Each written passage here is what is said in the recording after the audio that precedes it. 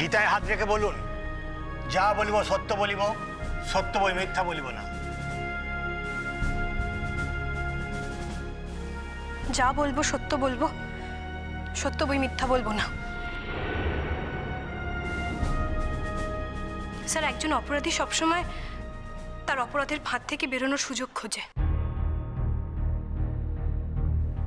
আর সেই জন্যই তাকে প্রত্যেকদিন নতুন নতুন গল্প তৈরি করতে হয়। আমার দিদি ঐশ্বর্য ঠিক সেটাই করছে স্যার, ওকেও সেটাই করতে হচ্ছে। ও এতটাই বেপরোয়া হয়ে গেছে যে ও নিজের বাবার উপরে পর্যন্ত প্রতিশোধ নিতে চাইছে। স্যার স্যার আমি আমার বাবার আরেকটি সন্তান, আমি দায়িত্ব নিয়ে বলছি স্যার, আমার বাবা কোনোদিনও এই ধরনের কোনো কাজ করতে পারেন না। আমার বাবা আমার স্বামীকে খুব ভালোবাসেন স্যার, উনি আমাকেও খুব ভালোবাসেন, উনি আমাদের সকলের মঙ্গল চান। আর সেই জন্যই উনি সেদিন ঐশ্বর্য দিদির এই কেলেঙ্কারির কথাটা কাউকে জানাতে পারেননি। উনি ওনার মনের কষ্টটা নিজের মনের ভেতরে চেপে রেখে শুধু আমায় বলেছিলেন, তুমি মন দিয়ে তোমার স্বামীর সঙ্গে সংসার করো, তুমি হার মেনো না শানুক, আমি নিচে দাঁড়িয়ে থেকে তোমাদের সংসার করতে সাহায্য করব। স্যার, এতেই তো বোঝা যায় আমার বাবা প্রকৃতপক্ষে কি চেয়েছিলেন।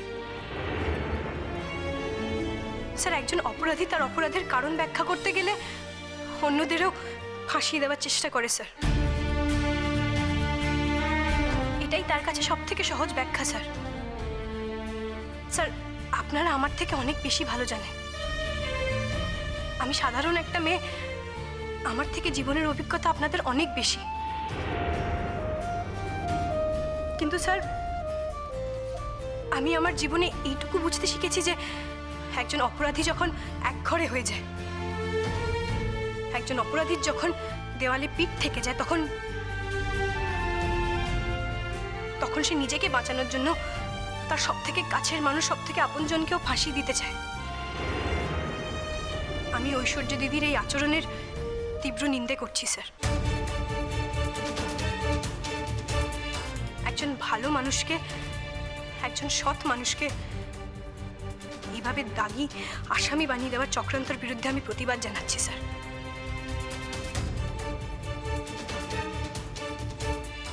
আমার বক্তব্য এখানেই শেষ হলো স্যার। আজকের মতো কোর্ট এখানেই শেষ হলো।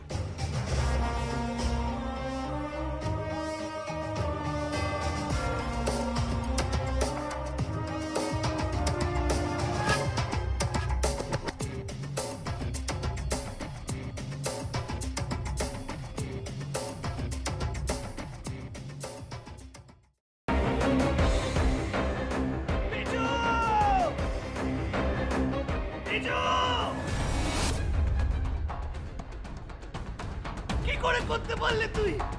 ও তোর বৌদি হয়, তুই আমার ভাই হোস।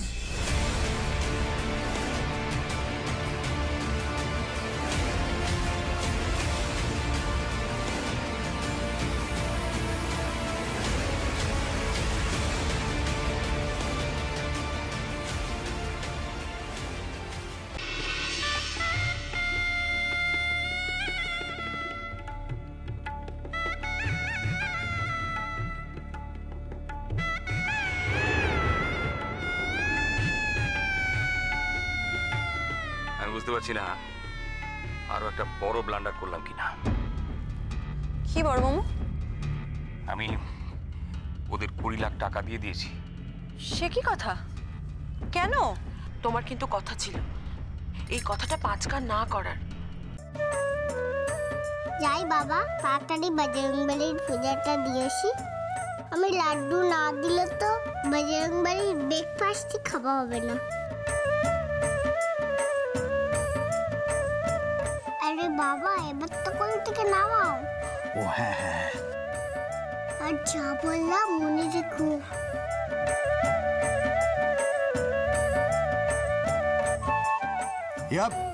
ইয়া সাবধানে সাবধানে দেখে।